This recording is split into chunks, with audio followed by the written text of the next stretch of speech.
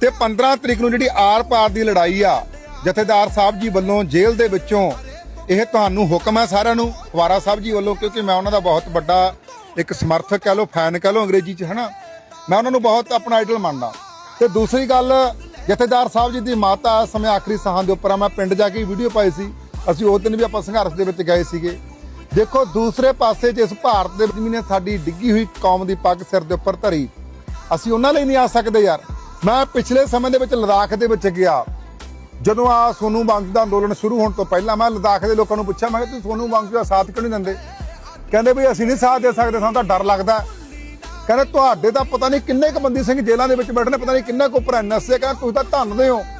ਇਸ ਕਰਕੇ ਜੇਕਰ ਸਾਡੀ ਆ 2% ਵਾਲਿਆਂ ਦੀ ਇਸ ਭਾਰਤ ਦੇ ਵਿੱਚ ਪੁੱਛਗਿੱਛ ਹੈਗੀ ਆ ਨਾ, ਉਹ ਸਾਡੇ ਬੰਦੀ ਸਿੰਘਾਂ ਕਰਕੇ ਆ। ਜਥੇਦਾਰ ਜਗਤਾਰ ਸਿੰਘ ਜੀ ਹਵਾਰਾ ਕਰਕੇ ਸਾਡੀ ਅੱਜ 2% ਵਾਲਿਆਂ ਦੀ ਜੇ ਪੁੱਛਗਿੱਛ ਇਸ ਭਾਰਤ ਦੇ ਵਿੱਚ ਹੈਗੀ ਆ।